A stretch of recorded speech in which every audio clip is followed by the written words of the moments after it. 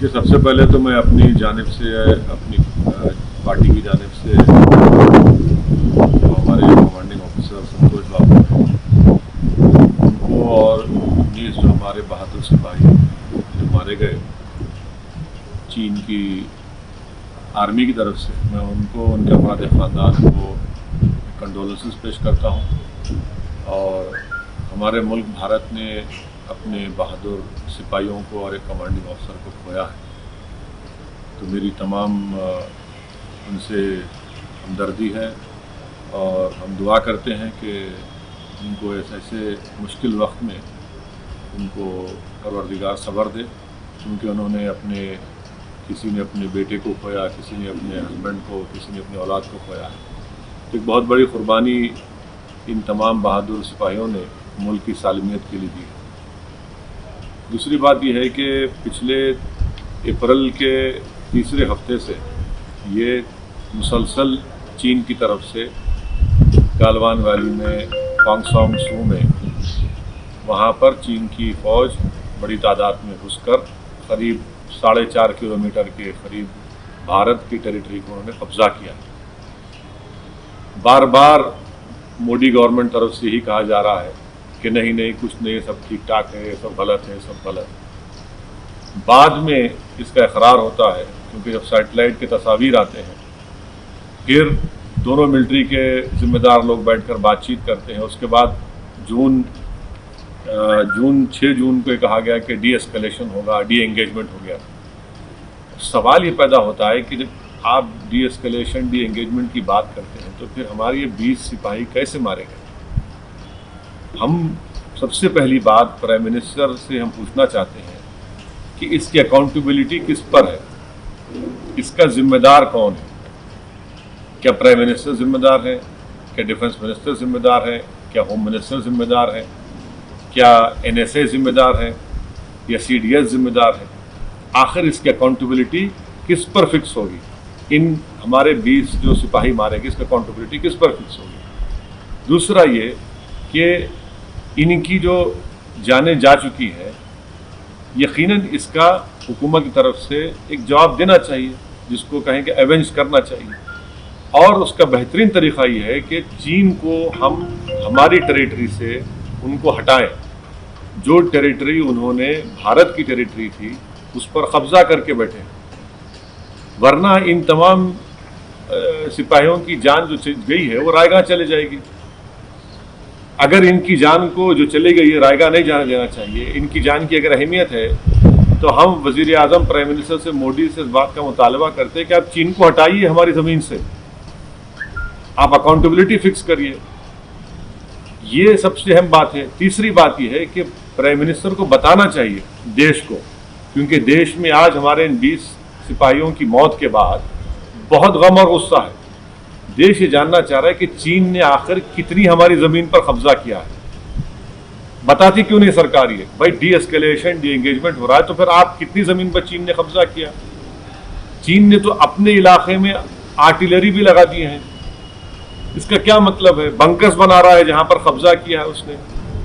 तो prime minister को ये बताना चाहिए कि चीन ने हमारी कितनी ज़मीन पर अंदर घुसकर कब्जा किया है।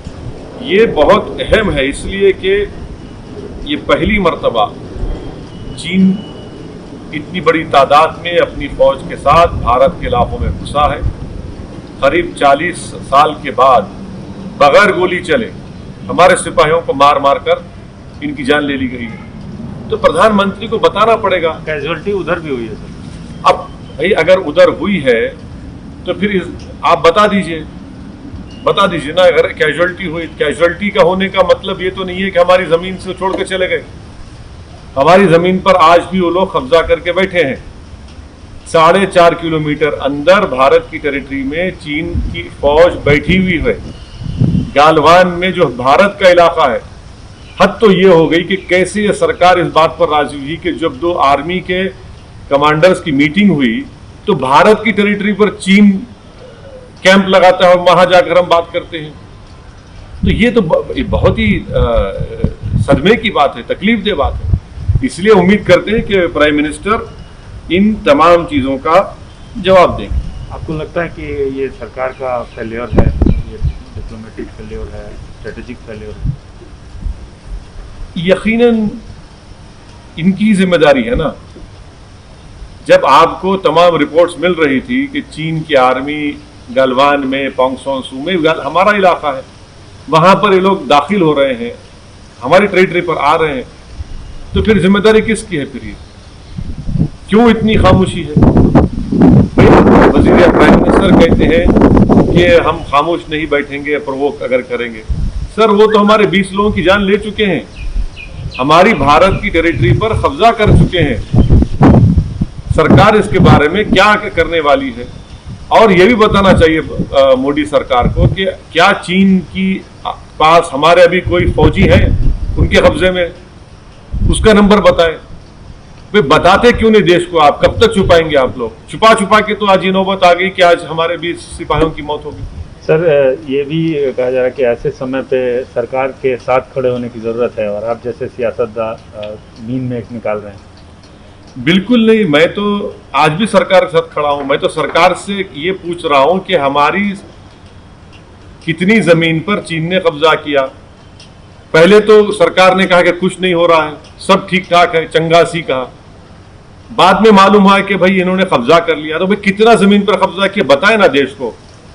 देश को बताने में आखिर इतनी तकलीफ क्या हो रही है? आप बताइए देश को कि चीन ने, यकीनन चीन ने हमारी टेरिटरी पर कब्जा किया है।